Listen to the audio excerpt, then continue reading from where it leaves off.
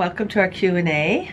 And today, that rhymes, we are going to do the drawing for the bows. Are you proud of the... I am.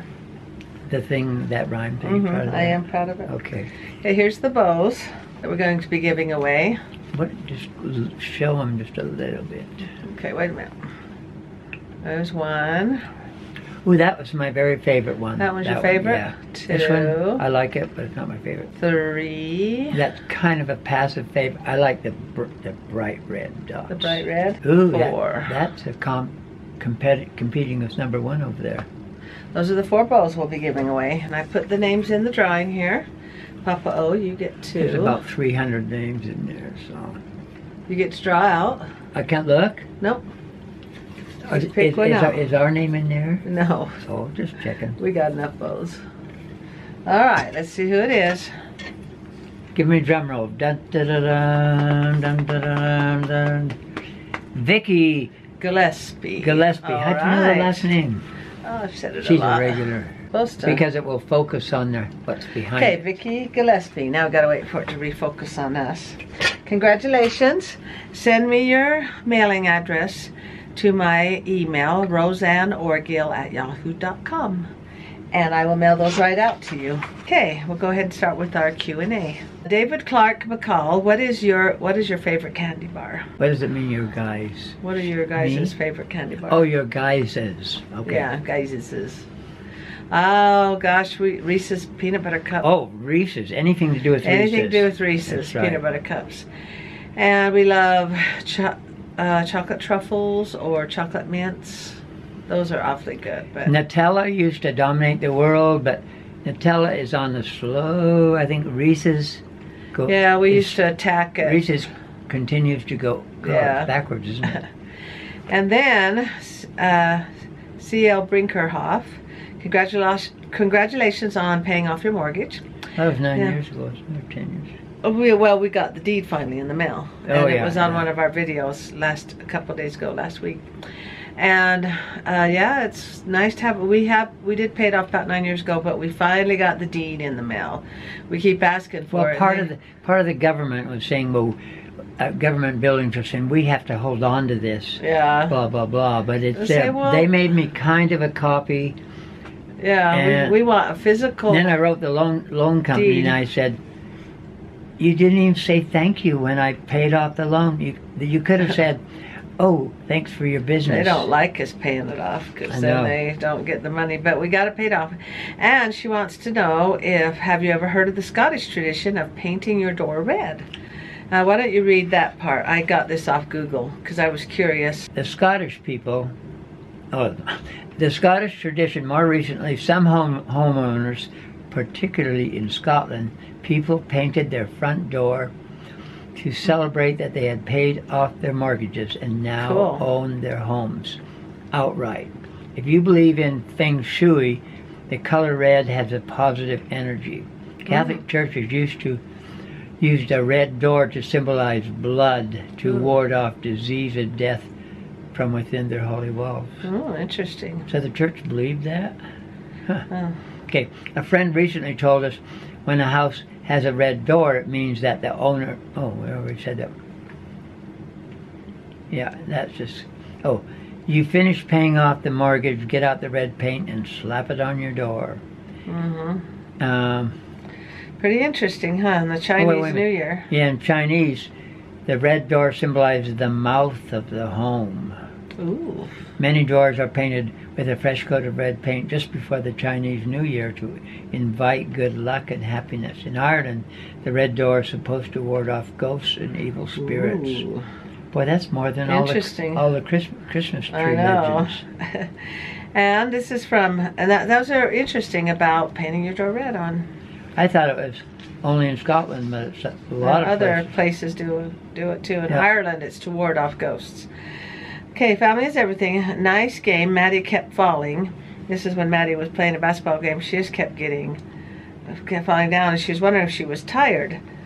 And I know you have a... No, she's one of the better athletes in our whole family. She's just really skinny, and she can do 5 back flips in a row. She can do aerial front flips. That means no hands, and she's an athlete. Yeah, she just is very skinny. But when she's so active, Yeah. some of the bigger people will just throw Yeah. their body in front of her The to poor knock her thing just down. kept getting knocked down. And she, Family is Everything wants to know, how many siblings do you have? And are they all in Utah? And glad Judy is doing good. Yeah, so I have, if you counting me, there's 15 total. Or 2 passed away at birth. Yeah, and 2 died. 2 little red-headed boys. They were James and John were their names, and they died at one was 12 hours old and one was 24 hours old, and they were numbers 14 and 15, and they died. So it's kind of sad, but I'll show you a picture of them. Okay, there's James and John right there. They're both buried in the same casket. 2 little redheads. Okay, and they all live in Utah, but 2 of them. They want to live in Idaho. So then Papa, he has, let's see, one full brother, and then a half sister and brother, 3 half sisters, and 1 half brother. From the 2 parents that got remarried. Yeah, and he has a brother that died too. Rudolph was his name. And Colin, his full brother, he was a twin, and 1 twin survived and 1 did not. So that's a good question, though. It's good to know. And she also wants to know, did I say all that right? Yep. Okay. And they live, 2 sisters live in Norway, and Married to Norwegians. and the other 3 live in Canada. All right, and then they do a CT scan on Judy, my sister Judy, to see if there are blood clots, or did they just prescribe blood thinners. At first, she just prescribed blood thinners for a few days, and then she went in and they had put dye in her system, and they did a CT scan, and they found that the blood clots were gone. So that was good news. Yeah. Why don't you read the next one? So we were real thankful for prayers and stuff. Sandy Leonard, are the school basketball games played on Saturdays? Yes. Yes, and during the week and at the end of the week. But the season is over. And they just recently went to state, and that means it's the best in all the schools in Utah. Yeah. And then they go and have a playoff. Yeah, so we've been going to a lot of games, and high school, high schools are, well, I don't know, they just all have different days. But the elementary schools are definitely played on Saturdays. And then Dowlands, the junior high or middle schools, they were played during the week. So, because they play right after school. Okay, Augustus Green, Mama O, can you do a kids take over the vlog for a day video? And can you do the blindfold smell test challenge? Yeah, that'll be a fun one. The kids would love to take over the vlog for a day. And the blindfold test, we did a blindfold test, but we haven't done a smell challenge yet. But that would be a fun one. Okay, why don't you read the next one? She referring to all 27 grandchildren? Just the ones we see on Sunday. Okay. It'd be too hard to, we get, I was just all of thinking. them we get together once a year. Yep. Okay, so why don't you read Daniel? Daniel Lefko, did you go to Davey's house for 3 days and 2 nights? Fun had by all. When they went to Texas. So it was fun had by all. Okay, Peachums, did any of your kids feel the earthquake we had down there that way? Yes, Rochelle and Davey both felt it. It really shook and scared them. It woke up some of the kids at Rochelle's house. Davey said he felt it, and it was pretty scary. I felt 2 of them. One about 30 years ago and one about 44 years ago. Those are the only 2 I felt, but it's pretty scary. And they were only like 3 point something, and it shakes. When I was growing up, I felt them. They didn't. In California? Yeah, they didn't scare me just because they weren't that bad. I mean, to have something shake a little bit, it's when it gets so bad that buildings are killing people when they're falling down. That's the scary one. But boy, we're not used to it here in Utah. In California, you probably felt it a lot. And we're not on a fault. Our nearest fault line is about 3 miles away, and that's the major fault line. Yeah. And if a big one occurred, it would occur on that fault line. That is not my fault. Okay, Mindy Van Horn. Yikes. So sorry to hear that your sister has blood clots. You definitely have a happening neighborhood with the police everywhere on that night. You'll have to fill us in when you find out what happened, and also update on your sister.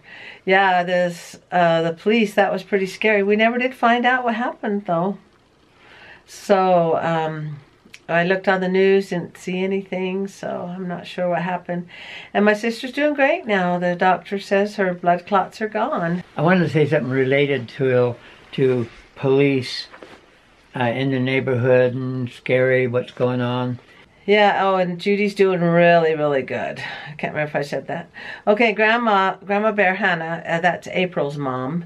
She says, hoping Judy recovers completely. And love that kitty. Yes, the kitties are so cute. Yes, if you let the stray cat in, I showed where the stray cat was trying to get in when it was so cold, and she says, yes, if you let them in, they will become house cats real quick. Whoa.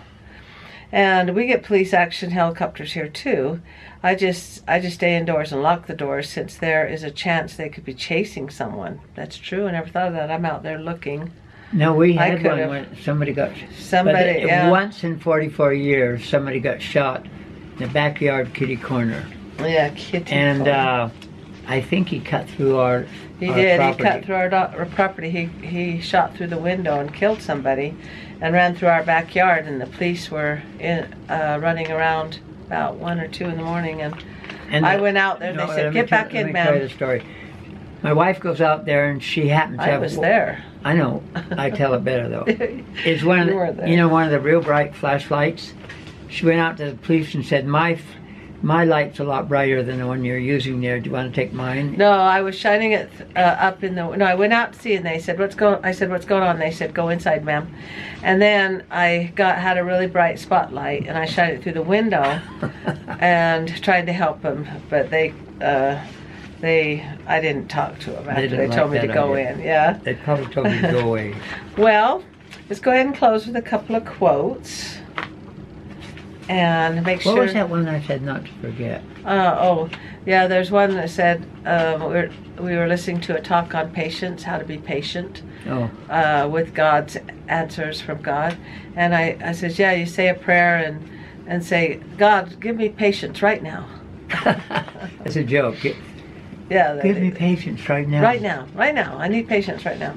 And one reason you might think that God doesn't understand your particular problem, and so he's being really slow about helping you with it, is that God only has imperfect people to work with who have all kinds of problems. Billions of people on earth all have problems, and he's kind of used to it, and he knows how to solve them best. Yes, and God took his time with you, because you got married later. It said in the due time of the Lord that you would get married. But sometimes when the Lord takes his time to answer your problem, he has another idea warmed up for you that's going to make your life a lot better. Give a couple quotes and then we'll close. Be thankful for what you have. You'll end up having more. That's true. If you concentrate on what you don't have, you will never, ever have enough. That's true, because you think, oh, I don't have that. Well, it's one of the commandments, thou shalt not covet. God must know that us humans do not get satisfied very easily.